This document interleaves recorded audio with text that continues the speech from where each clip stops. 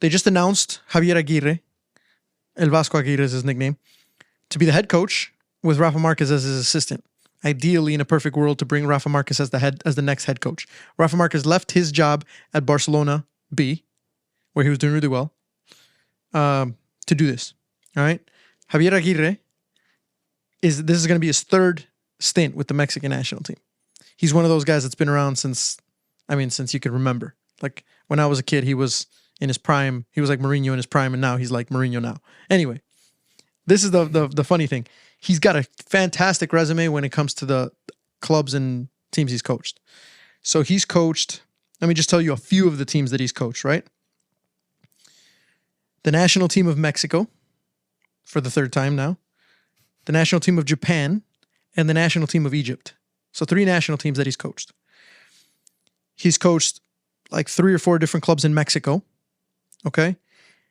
In Spain alone, he coached Osasuna, Atletico Madrid, Espanyol, Mallorca, and Real Zaragoza before they got relegated or whatever, I believe. He coached a team in the UAE, all right? And then there was a few more. So when you think about that resume, that like just coaching that many teams in Spain alone and 3 national teams, not many people could say that they've coached 3 national teams. That's impressive, right? Here's some of the things that he's won. So I'll give you the good stuff first. He won the Mexican League, right? Not the one that Georgie plays in on Sundays here in Detroit. The actual Mexican League. In 1999. He was the Copa del Rey runner-up with Osasuna in 2004 and 2005. That's impressive. In UAE, he won the President's Cup and the League Cup with Al Wada. I don't know how to pronounce that, but that's the team. He won the CONCACAF Champions League with Monterrey in 2021. He was another Copa del Rey runner-up again with Mallorca in 24. He won the Gold Cup with Mexico in 2009. And this is probably the most impressive one. He was a Copa America runner-up in 2001.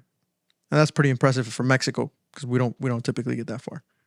So you look at that and you're like, it's not bad, right? That's not bad. Not bad at all. And very few managers in the world have a resume like that with that many teams that they've managed. And spanning that long. I think the first title you said in there was in 2004? 1999. 1999, jeez. So yeah, it's been 25 years. Time. Here's the criticism from the people, right? First one, he kicked the Panama player on the sidelines during a game once, which ended up like a brawl. The guy ended up fighting back. They both got red cards. So I like it. Like those moments where like there's a player running down the sideline and like the coach just can't, for whatever reason, can't contain himself and just throws out a kick or whatever. Yeah. That's what happened. Had to apologize. Passion. I love it. I was gonna say the passion reminds me of Liquid Football's coach.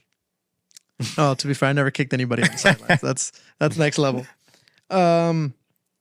He was let go by Japan because he was being indicted on match fixing when he was at Real Zaragoza.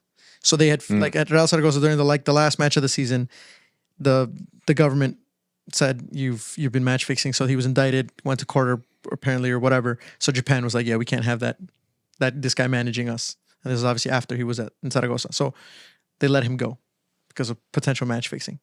All right. The biggest criticism out of all of them, which I remember because I was there, not there, but this was the time when I was really into it.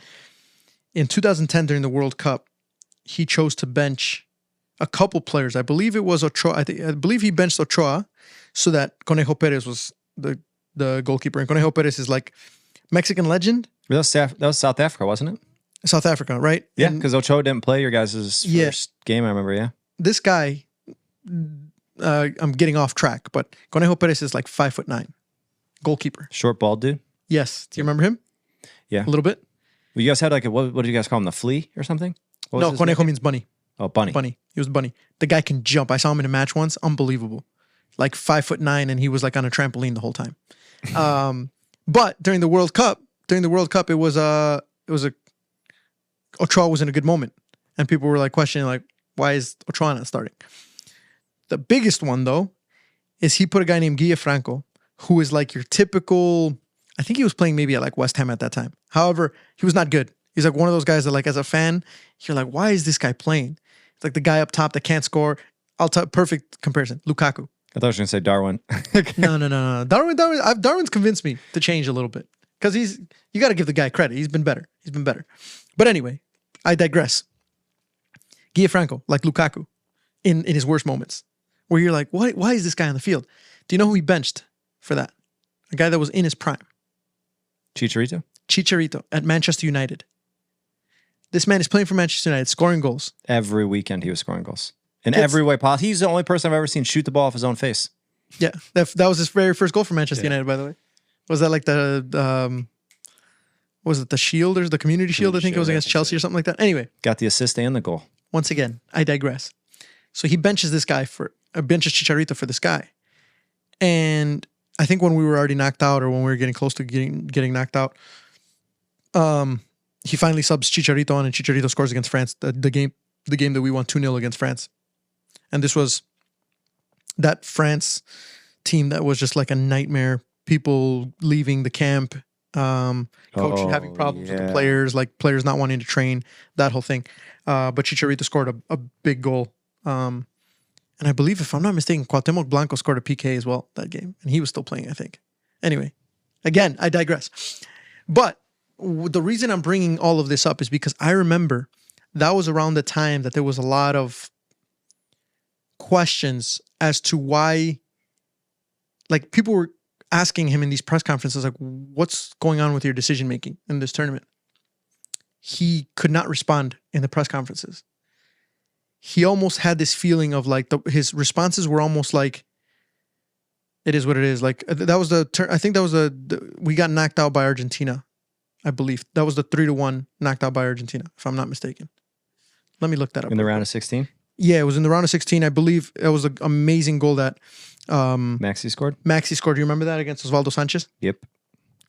I'm looking it up. Look it up so I can keep chatting. But he had this like response about him that almost like he was not the one in control of the decisions. And he was just like, it is what it is. There was a lot of rumors, which is a crazy thing. There was a lot of rumors about the cartels having an influence in his decisions. People were talking about like, he's being told what to do. He's being told who to play. And if he doesn't, like, there's consequences, obviously. And I'm not going to say whether it was true or not. It's a conspiracy. But I still vividly remember his responses were so just like, yeah, we're going to do our best against Argentina, but, Argentina it is what it is. They're a good team. And he couldn't respond to the criticism about who he was playing and why he was playing them. One journalist ranked him as like the worst coach at that tournament as far as tactical decisions. You were right, by the way. That was 3-1. You lost to Argentina. Yeah. Good memory. Yeah. Well, not great because I questioned myself way too much there. But anyway, so this guy's back. That history of Mexico. The people who are on the positive side, a lot of the people who are on the positive side are like, this guy's old school. He's been around for so long. He's got a lot of experience. And he's like still traditional in the sense of like, we're going to work our asses off. We're not going to do this whole like, not try hard. Like the minimum requirement is to just bust your ass when you're on the field, and we're gonna be old school in our methods. Whether that works or not, I think you can almost say he's one of those like Sean Dyche, Sam Allardyce, like comes in, people are a little scared, gets a couple good results off the at the beginning, but then long term just not great, and ends up getting sacked from like all of these places. So, question for you. Do you think that like that's the whole plan kind of why bringing in, because you've wanted Rafa to be the coach, I feel like for a year plus. Well, I just thought he was a good candidate. But that's why they're bringing him on, almost just having him sitting there ready to getting to know the players, getting to know everything, getting used to what it's like to be a national team coach with the expectation that he will be the one coaching the team as you go into the World Cup. Yeah, absolutely. I think he's like the Band-Aid fix, right? When you're like, shit, what are we gonna do? We can't keep Jaime Lozano. We can't keep him on. We have to sack him. So they let him go. Klopp's not gonna want to take the Mexican national team, right? There's not a lot of coaches that would want to take it right now where we're at. So you try and fix it with somebody who has been there before and knows the players. It's like freaking, what's his face, Lampard at this point. Or you just bring him in whenever you need and then sack him. But I do like the idea of mixing somebody with some old school experience with somebody who's played at that level, but also has been under a different system in terms of coaching development at Barcelona. Because Rafa Marquez was obviously around the time of Guardiola coming in, just that whole Barcelona system. So I think mixing those two is good. And yes, I think it is, the whole plan is keep Aguirre or bring in Aguirre. If shit goes downhill quickly, we have Rafa Marquez already there who we can promote. And even if things do go well, we're only keeping him for a certain amount of time and then Rafa Marquez. I don't know if the plan is to change it before the World Cup. I think it's one of those things that over the next year, over the qualifiers or whatever, even though they're already qualified, they're going to take a look, and if they're not happy, they'll put Marquez on. So, Georgie, given all of that information to you, I just gave you the whole book. What are your thoughts? Would you, if you were the federation, would you appoint him? Would you be comfortable? No, no chance. What? Well, what did we talk about the U.S. in the last one? Why are you bringing Greg back? This guy's third time, so the U.S. is about to do the same. Like, think about it. I know it's not exactly the same because they're he's actually won some things. Few years, well, that too, but few years apart as well. But my thing is, why not just give it to Rafa? Just let him work. You have 2 years. It's not like you have plenty of time. Well, in 2 years, how many games do you play? Well, they don't have any. That's the hard part too. They don't have any competitive matches. Like that's between Canada, USA, and Mexico. These next 2 years are going to be weird because you don't have anything really to play for. And that makes it even worse. Like 4 to keep somebody like that, because why not? Like give Rafa the time. I know the friendlies to test stuff out, to figure stuff out, and like put his system in place. If you're gonna sack this guy, or if the plan is to sack this guy in 2 years, no result from now until the World Cup is gonna make people. They're friendlies, right? Mm-hmm. So there's no like. You know what they say about the third time, George? Yeah. Well, I actually see. I disagree with you. I think it is a smart move because I think so many times these clubs more than countries really bring in like these ex-players who were club legends and don't set them up in a way where it works out well for them. I think of Xavi at Barcelona. I think of Lampard. And it's one of those things like I think it takes a certain type of person to be able to lead professional athletes. Do I think Rafa Marquez could do it? Yeah, but he's also, I don't think he hasn't been a professional head coach at a top level, has he? Yeah, at the senior level, right? You know what I mean? So it's one of those things where that stage is a little bit different, where I think if I'm Mexico, I'm looking at it like Rafa Marquez is our plan for the long haul, but we want to make sure that he is set up for success and not just thrown to the wolves, sink or swim and see how it goes. Yeah. Yeah, I think you're putting Aguirre in a low risk situation because for the next 2 years, they don't have much going on. So worst case scenario, you sack him, you already have your backup, which was the plan anyway. But you're also protecting Rafa Marquez because if in these next 2 years, he would have had a nightmare as a head coach, for example, then what do you do? Right before the World Cup. So it's kind of, if you think about it, it's a win-win because if it goes well, they keep him until the World Cup. And then Rafa Marquez, then you don't have an excuse, oh, he's inexperienced or whatever. He's been there. He's got a little bit more experience. He can take over. But if it goes south, you just blame it on Aguirre and then promote Rafa Marquez. But you're also giving him, I mean, to be fair, regardless of the criticism and all of the shit that he's done, the man's been at every level. 3 national teams, 5 or 6, 5 teams in Spain, a bunch of teams in Mexico. What was the most recent? He was in, was it Mallorca? I can't remember. He was just recently they just did not renew his contract in 2020. I think he was done in like 2023. They didn't renew his contract. He hasn't been doing anything since. But it was a team in Spain. I believe it was Mallorca. I'm pulling it up right now. Joe's pulling it up. Yeah, Mallorca. 2022 to 2024. Yeah. And they just didn't renew his contract. They get relegated or what? I hope not. Did they? I have no idea. But anyway, I think it's a solid plan by the Mexican Federation. I think the Mexican Federation should start looking to not just worry about the head coach, but start looking at the youth academies, their professional league, and they should.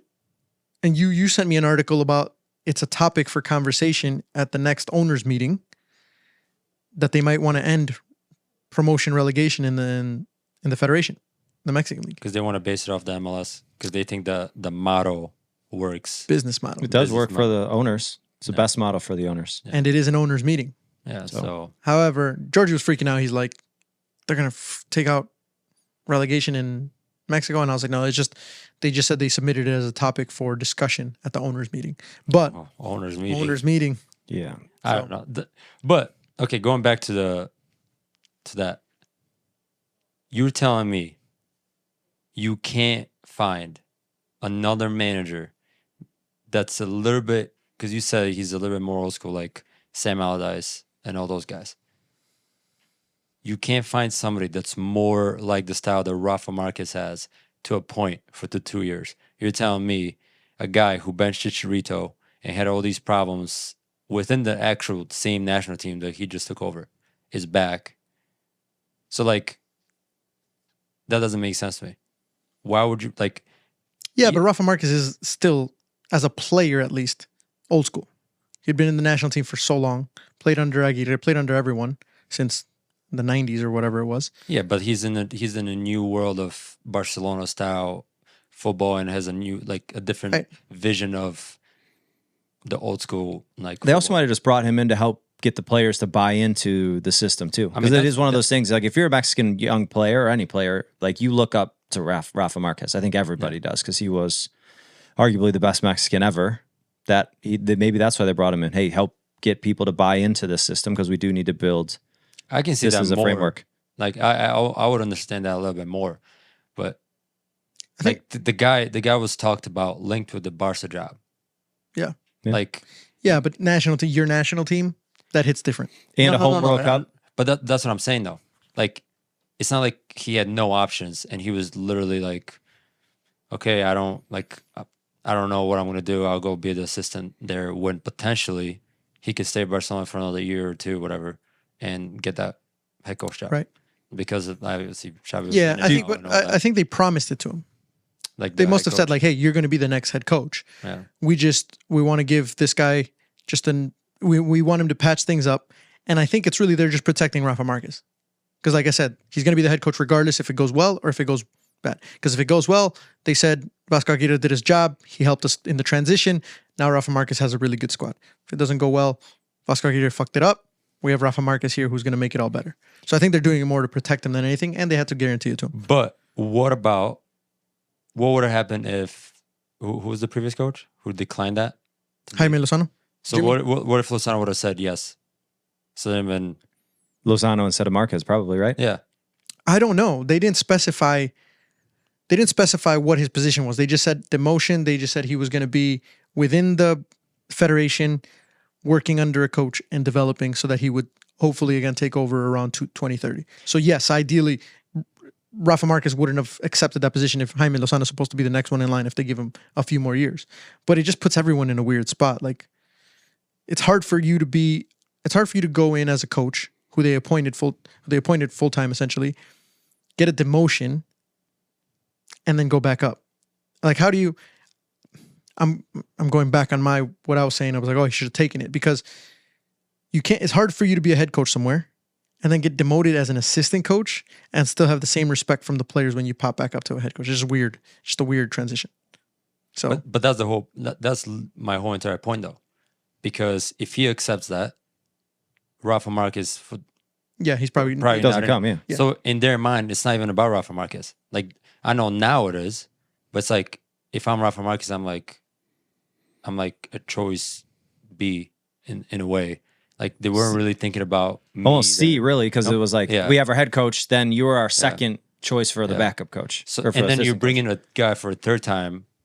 Was he sacked the previous 2 times in Mexico? Yeah. So like you bring in a guy that you sacked twice, and then you offered the job to a guy who's been not doing well recently, and you offered him to be the assistant to a guy that you already sacked twice, and I was nowhere near in that conversation. But now that the guy said no, I'm asked to come in, to your point, probably make everybody feel a lot better and make everybody more of a unit and be a team together and all that because he is a legend. So I would feel a little bit like, I don't know. I get what you mean. I get what you're saying, but I do think that they're looking out for like, what are we going to look like in 5 to 7 years? And so they had to make, whether it was Jaime Lozano or whether it was Rafa Marquez, that's who their main focus is on. They're just having Vasco Aguirre be like the Band-Aid in between that gets them to that point. But yeah, I could see. I think you were talking about like, if you were Rafa, why take it too, right? Is that what you're saying, Georgie? Well, yeah, it's more of like, one, after knowing all that, obviously it's news to everyone, but like, I wasn't like your first choice, obviously, because you want me as an assistant. But that job, the assistant position, we assumed that like Lozano was off for that. If that's the case, I'm pretty much the third choice, and I'm leaving a job at Barcelona where I've done really, really well, and have been linked with the Barcelona head coaching job, and have been linked with plenty of other like top jobs around the world. So now you're going into, and it's different, like Javi said, because it is Mexico and he's a legendary. It means a lot more. So I completely understand that part. But you're pretty much saying for the next 6 years, 4 to 6 years, I'm gonna be there. I could be I'd say 2 to 3, but yeah. But let's say they do amazing. They're not gonna sack him, right? I think they will. They won't sack him, but it'll be like, thank you for your contribution. We're not renewing your contract. Yeah, we're now going to move forward. And I think he even knows that. Like, he's not going to want to stay there for way too long. He's like, yeah, I mean, he's got to be getting close to his retirement now. Yeah. He's been coaching for so long. So I think he's probably like, he understands, especially if they're bringing Rafa Marquez in as his assistant. He knows, like, okay, they want me to take the team and get them back in the right direction before moving it forward to Rafa Marquez. So I think that's why I just hope it works out for Rafa, because I haven't watched anything, but everything that I've heard, it's a legend, man. I feel like amazing. I don't know. For me, I think it will work out really well for him because it gives him another opportunity. Because now he's moving to a senior team, he can be their low stakes environment type thing, and also too, he has the option if it is like completely and totally terrible. He doesn't have to take the head coaching job either, because that's the other piece of this. He could go there and watch how everything's run and be like, you know what? A year or two after, I'm just going back to club and I can get a head coaching job, because there's nothing like he doesn't have anything to lose except for the potential head coaching jobs he could potentially get offered, but I still think people would offer them to him, and yeah, and he can learn. I don't think it puts him in any risk of losing the opportunity to coach Barca, because Barca doesn't go after managers based on their current form. They go based off of managers who have some sort of a relationship with the club. Yeah. So they'll look at legends and stuff like that. And Rafa Marquez, regardless of whether obviously he has to do a good job, but I think they'll always keep him as a candidate, because when they think about those future candidates for Barcelona, they want former players, former legends. So anyway, interesting to see what happens in the next year. Who will be our manager going into the World Cup?